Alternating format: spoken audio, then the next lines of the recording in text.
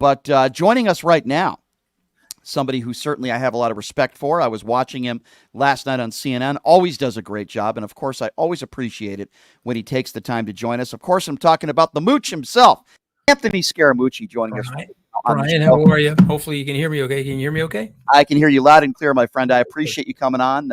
Always enjoy your commentary and appreciate it when you take the time to join us. Boy, Mooch, we've got a lot to talk about. Let me start by saying this. And I think I know the answer to it, but I would imagine you are in full support of Kamala Harris. Is that fair to say? Yeah, I just sent her $30,000 to the Harris Victory Fund. I'll send more money behind that. I'll do a fundraiser for her here in New York. I will try to get her and her team over the hump on the Bitcoin stuff. I think it's mission critical for her. I think those guys are making a very big mistake with Bitcoin, Brian, because there's 70 million people that own Bitcoin or digital assets in the United States. Donald Trump is pro Bitcoin. Why lose that piece of the electorate? I don't understand what they're doing. So Gary Gensler and Elizabeth Warren are making a colossal mistake. You've got dinosaurs and fossils trying to run this thing. Mm-hmm. And then you have political opportunists like, Trump doesn't know what the hell it is, but he knows, he's smart enough to know that he's got to support it. So, right. What do you make? Trying to get her around it. Mark Cuban and I, Mike Novogratz, we're all supporting her. We're all going to try to help her. Good. You guys are prominent people and you can help. Well, is it a surprise to you at all, the attacks on the right, DEI hire? I mean, maybe this is a little bit extreme, Mooch, but I say when some people, not all, but when some people call her a DEI hire, it's almost like they want to call her the N-word. And I know that might be an extreme opinion, but I really feel that way. Listen, I want him to call her what I would like him to do on a repetitive basis. I would like him to call her dumb as a rock, which he's called her. I'd like him to call her a DEI hire. I think it's very important that he does that. And let me explain to you why. 20.2 million baby boomers have died since the 2016 election. So Trump won the 2016 election. Whatever he says, he lost the 2020 election. He can lie about it all he wants. But you've had 20.2 million people die. At the same time, you've had 40 plus million people who are Generation Xers have risen to voting age over that period of time. And succinctly, you've had 8 million rise to the voting age after the 2022 midterm elections. That's only 2 years ago. So the demography has completely changed. The country, this beautiful, colorful mosaic known as America, has gotten more beautiful and more colorful. So I would like Donald Trump to call her a DEI candidate. Maybe he'll use the N-word eventually. I would like to see him do that. I'd like to see him call her dumb as a rock. And I would like to have him remind everybody that he's taking women's reproductive freedom away. And I would like him to do all those three things. And if he can do those every single day between now and the election, she'll have a 40-state victory over Donald Trump, because he is going to wildly upset these people. Okay. And they're going to stand on line. Women are going to stand on line to vote for Kamala Harris 8, 10, 12 hours. Doesn't matter. Don't give me a drink of water. Don't care. Keep calling her a DEI candidate. Keep calling her dumb as a rock, because, the sexist stuff that he did to Hillary Clinton, workable for a baby boomer generation, 2016, not workable for an African-American, Indian-American woman. Okay. It's going to be a nightmare for him. And I guarantee you that Susie Wiles, other people in his campaign are saying, are you crazy? And then he's got, I finally figured out what JD stands for in JD Vance. It's just dull Vance, just dull Vance. Okay. And so this poor son of a, he's sitting there, complete dullard, slightly imbecilic in terms of his narrative. And Trump hates it, because Trump's an actor. Trump is a stage manager. He's a casting director. And JD Vance, looks like a homosexual Care Bear that married Chucky. Like he's like the Cabbage Patch Care Bear that went rogue and had a gay marriage to Chucky. You know what I'm saying? And because that's why these guys hate gay marriage, right? They're probably hiding something. Okay, I'm for gay marriage. I'm for women's reproductive rights. I've been a moderate Republican my whole life. I'm right of center, with a big believer in capitalism and aspirational society, entrepreneurship. What I am not for is white males cramming down their lifestyle on other parts of our culture. I'm not for that. And moreover, I would also say that the woke left has done a miserable job too, Brian, because Mm. they're hurting Kamala Harris. Now, if she doesn't come off of the national fracking ban, she will lose the election. Yeah. Okay. She has to say to Mhm. people, I'm running for president. I'm running for president of all people. Right. I'm going to put some slack in my policies because I have to recognize that I have to cater to the independents in our society. And a fracking ban is a non-starter for the people of Yeah. Pennsylvania. I agree. That's certainly a big issue. If you want to stay with non-fracking, no Yeah. problem. We'll give it another shot in 2028 if Donald Trump lets us have an election in 2028. Agree. If you're just joining us, Anthony Scaramucci. Mooch, with that being said, who do you think that Kamala Harris should choose if you had to choose for her as her VP? So I would pick Senator Kelly from Arizona. I think he's the best pick for her. She has a personal relationship with him. He's an experienced guy. He's he's a veteran. He's a astronaut. He's an American patriot. I think he helps her in the Southwest, which is Arizona, possibly Nevada, but he also helps her in Virginia, where she does need to win Virginia. And just remind everybody listening in, there's a ton of vets and there's a ton of Navy vets in Virginia. Mark Kelly will resonate with them. I think he can pull a lot of those people over the line, and you can remind people what Donald Trump says about veterans, where he absolutely hates veterans. He thinks that they're stupid for having served and potentially sacrificed for the United States. He's been very honest about that. He told General Kelly that about his own son, who was lost in Iraq 10 years ago. So I think this gentleman, Mark Kelly, will give us an opportunity to explain that and advocate that. I think he could possibly help her in Michigan and Pennsylvania and Wisconsin. Some people are saying Josh Shapiro. With Josh, she probably picks up a lot of fundraising because he's close to Mike Bloomberg and others. Right. He's a phenomenally successful politician, but I don't think she has a personal relationship with him. And so this has got to be, she's got to pick somebody that she has a personal rapport with. Otherwise, look at what's going on with Donald Trump. How many Scaramucci's being measurements of 11-day time units, is just dull Vance going to last with Trump? That's the question. Because so Trump, do you think that Trump wants him off the ballot tonight? I know Trump absolutely hated. He looked like he was eating a barbecue shit sandwich while Vance was talking at the convention. The poor guy, you know what I mean? But why did he choose him then, Mooch? Why did he choose him? Well, listen, I want to be fair to the president. Okay. He was struck with a bullet to his ear. I think that causes levels of trauma that I can't fully understand. We can pretend that he's Mr. Disassociation and he can withstand anything. But when you're that close to death, I think it was a very jarring thing a couple of days before the convention. I think the choices were on the table.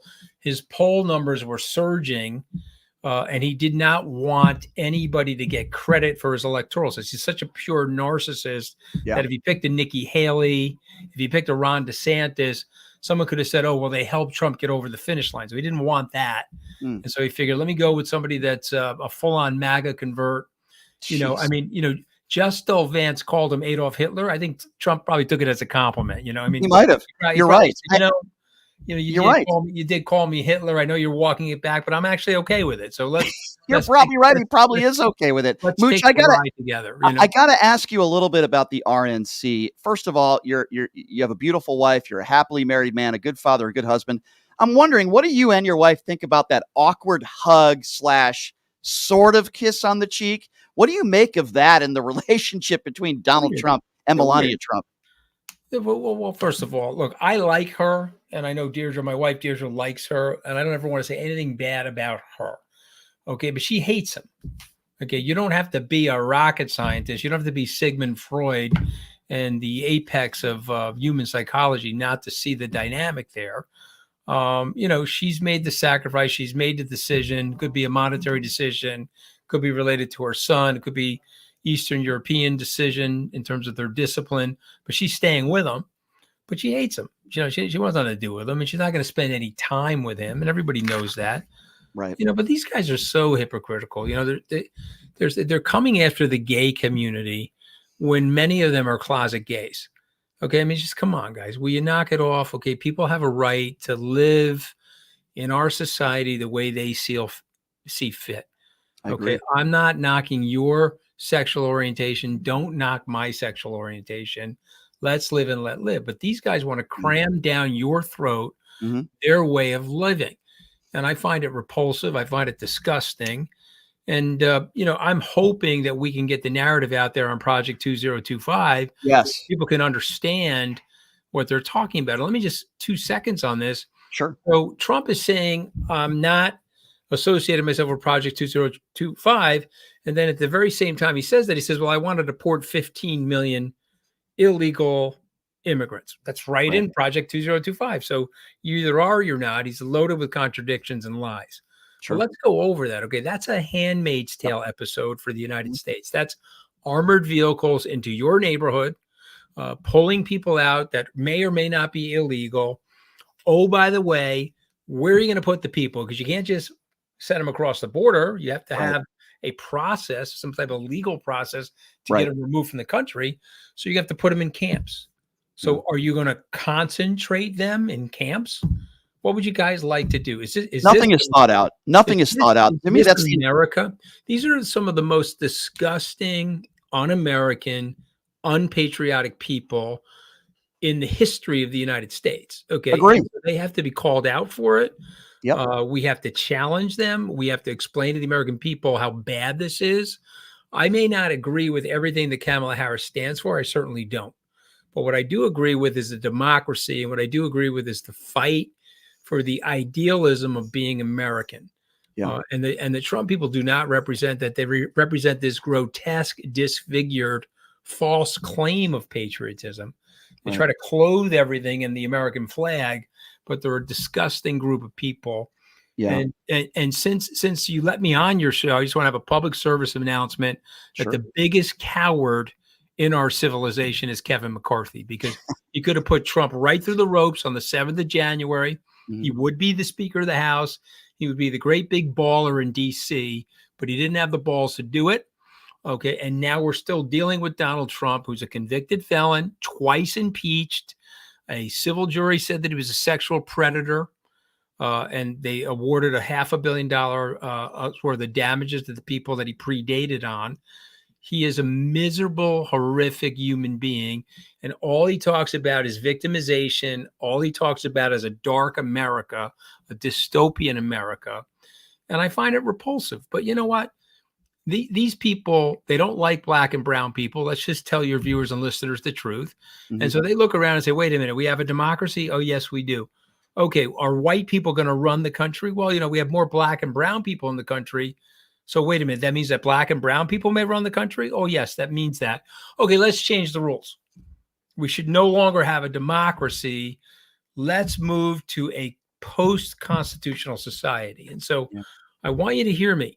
Okay, look up Curtis Yarvin, Yarvin. He is a political philosopher. His acolytes are Peter Thiel and a guy by the name of JD Vance. And what did Yarvin say in his writings? That we are no longer equipped as a society to have common men and women be part of the self-governing process. We need aristocrats and sophisticated elites to run the process. Okay, now what we know from that is that that's an unmitigated disaster, because what Lincoln said about the American people is that you may not think they're smart, but they are. They have a very good nose. And as Lincoln said, they can smell a rotting cadaver in their basement. And you need common people involved in the process. Do you remember The Remains of the Day with Anthony Hopkins? You're probably too young for that movie. I know that Donald Trump talks a lot about Hannibal Lecter. I know that. He does. This is a different character and a more important character. Anthony Hopkins plays a butler, and he's a common man working very hard, and he's a very strict guy, and he's unemotional as a result of this. And one of the aristocrats is asking him very sophisticated questions about foreign policy and about trade. And he says, I'm sorry, I don't know the answers to those. And then the aristocrat turns to the other aristocrats and say, you see, he's adult and he shouldn't be involved in the process of governing. But the great irony is that these aristocrats are currying favor with Adolf Hitler's men. They're Yeah. visiting them. These Nazis are visiting them, and they're committing treason on behalf of the UK government. And the irony of the story Mhm. is that the common person who has a great love of country, and the common person who is a dutiful person, should be up for the process of the decision making alongside of the intellectual elites. So Mm. the great irony of all this stuff is these bozos that are working with Donald Trump are quote unquote, and it's not me saying it, it's them saying it, we're looking forward to a post-constitutional America. Well, you know what? The constitutional America that I've lived in my whole life, that's 250 years old, the longest Mhm. democracy, longest standing democracy. It's the oldest government that's still in existence.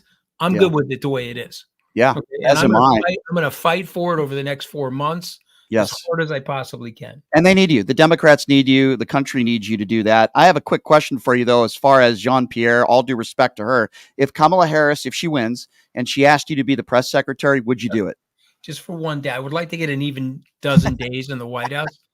So I would say, Madam President, could you just I just want one more press conference. I had a beautiful press conference 7 years ago. People still remember it. I would love to just have one more.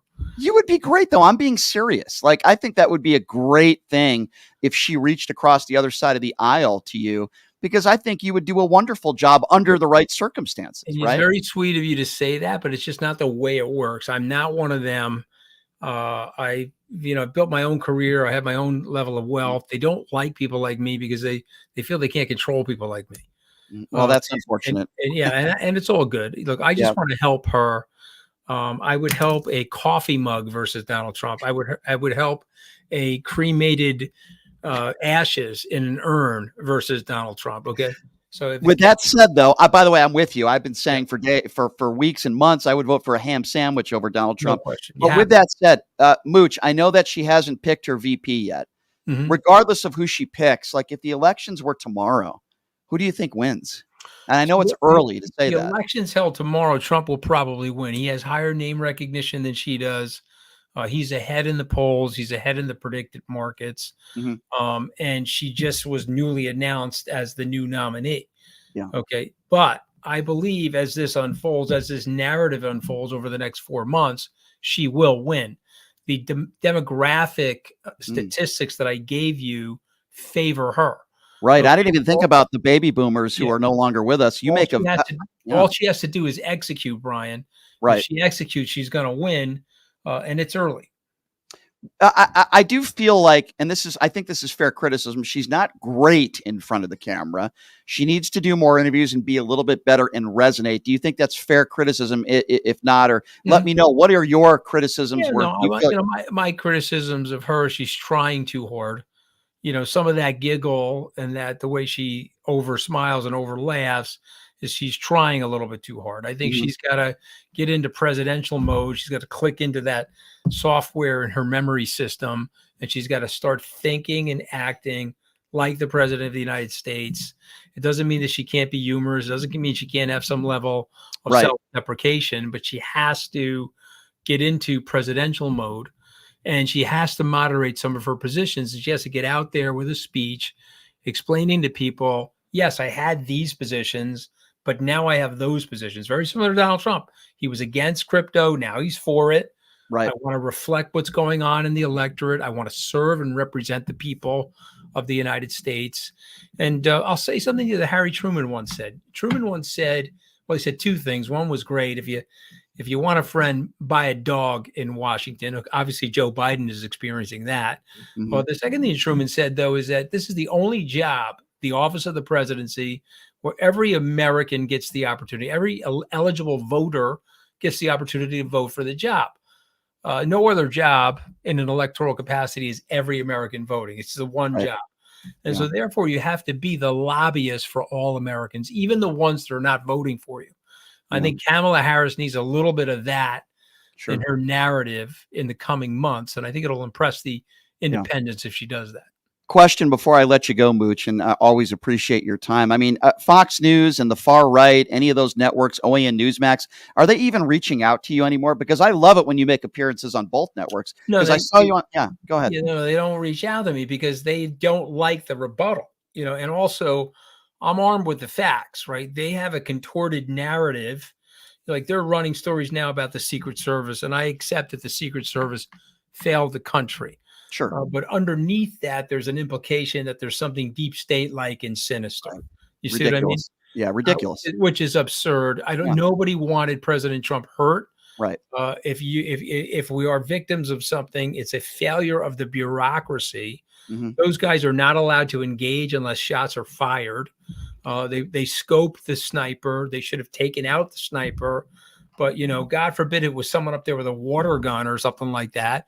They would be going to jail for manslaughter. We're in a weird society. Yes, we are. We have to change the rules of engagement. We have to de-bureaucratize the Secret Service. And if there is an indictment to be made, when Trump's team asked for more Secret Service people, the woman at the top that just resigned, I think her name is Cheadle, Director Cheadle. Correct. Yeah. She said no. And that was the mistake. And I applaud Joe Biden for fortifying Trump's detail to the presidential level. Sure. Making the decision now to guard Bobby Kennedy Jr. And I think we have to recognize that we want our ideas and we want our thoughts on policy to be worked out in the ballot box. Political violence is an absolute aberration and it's an abhorrence, and I detest it.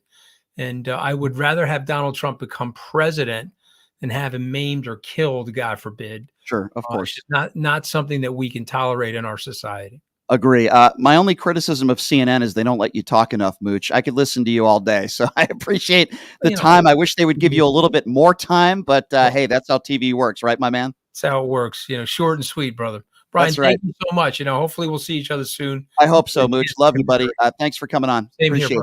Thank you. Appreciate you. Thank you. That's Anthony Scaramucci. By the way, his daughter is an extremely talented musician. And when he gets out here, I hope he brings his daughter out and maybe she could sing a couple songs for us live on the air.